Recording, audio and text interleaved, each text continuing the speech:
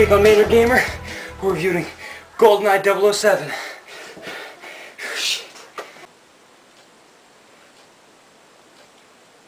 Now, GoldenEye 007 was originally planned to be released for the Super Nintendo, but luckily they decided to hold back for a little while and release it on the N64.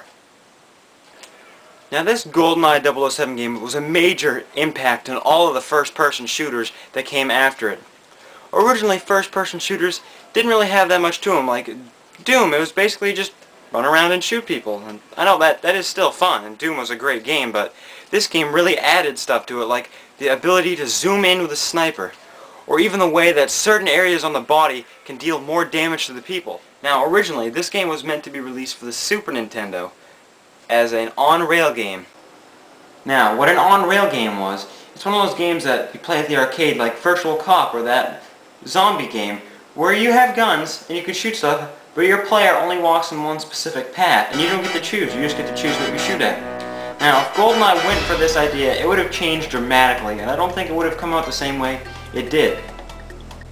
The staff behind GoldenEye were all inexperienced. Only 2 of them had actually made a game before they made this one. So during the game development, a lot of the people were having fun experimenting with new things they've never tried before in this game.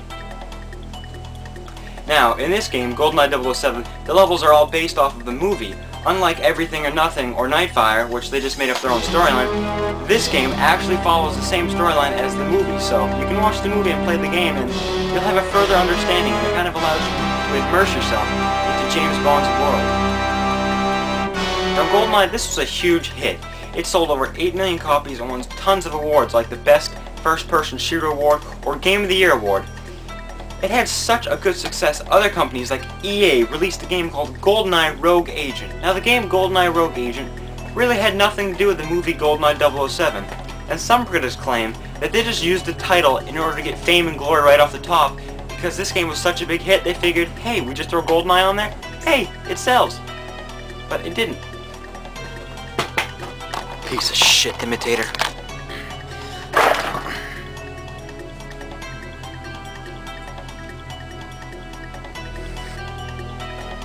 This game was packed with over 22 levels, most of which were based off this movie or movies that were earlier in the series. Now, upon choosing a mission, you have 3 options. You can choose Agent, Secret Agent, or the hardest mode, 00 Agent. Each one has more missions than the last, and the IA is smarter than the last. Now, when you beat every level in 00 Agent, you unlock the last level, which I haven't yet because it's pretty hard, but I've been able to unlock Aztec, which I had to beat every level in Secret Agent. Now, the gameplay of this game was really good. It wasn't just kill people and make it to the end of the level. You actually had mission objectives, like here, locate Trevelyan's train.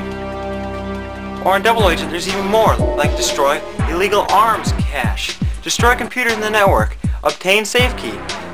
Every level has their own missions that you have to accomplish. It's not just a task of making it to the end. You have to make it to the end, and you have to do everything it wants you to. This game's animation was also very good. Watch this. If I shoot him in the foot, he actually bends over, grabs his foot like he's in pain. Or this guy. I can shoot him in the nuts, and he'll grab him.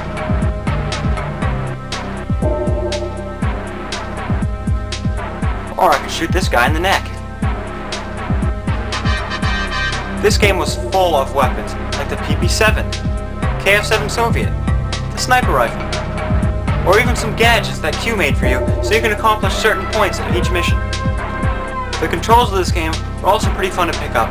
Now, this was before the days of the double analog sticks, so it does give you an auto-aiming feature, but that comes in handy.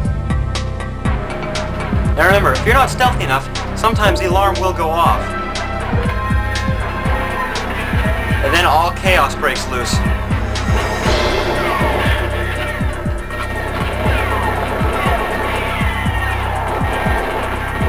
Some of the gadgets in this game, like these mines, can come in handy when there's enemies around the corner that you don't want to interact with.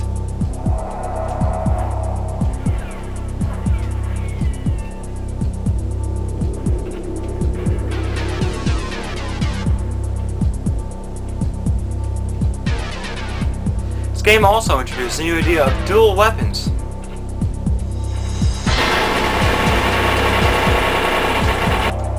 Look at all that blood.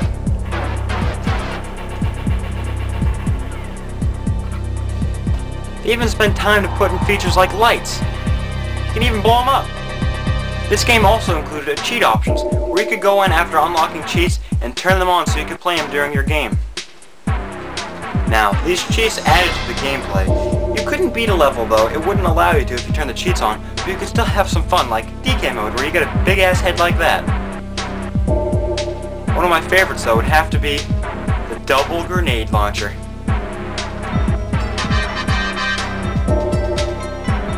Another cheat included paintball mode. This game was also one of the first games to introduce a feature that if you shoot somebody in the head, it's a one-hit kill, and if you shoot somebody in like the foot, it might take a little longer. Now this game also included a multiplayer mode, which was not supposed to be released originally, but they decided later that it'd be a good idea to release it so others could play. One of the more simpler things I liked about this game is it has over 40 songs in the game, so if you really like it, you can get up and dance.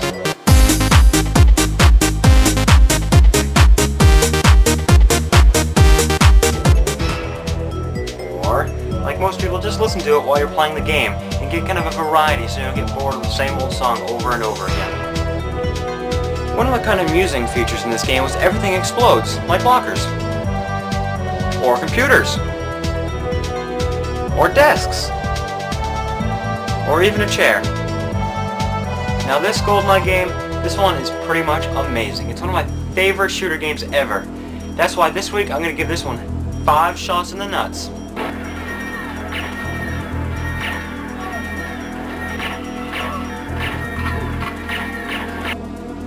Out of 5.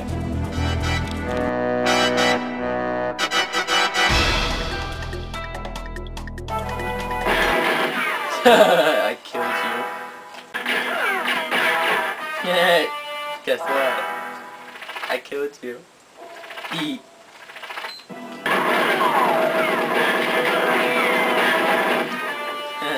I killed you again. That's a funny joke. What the hell is that? What is this for? What the hell?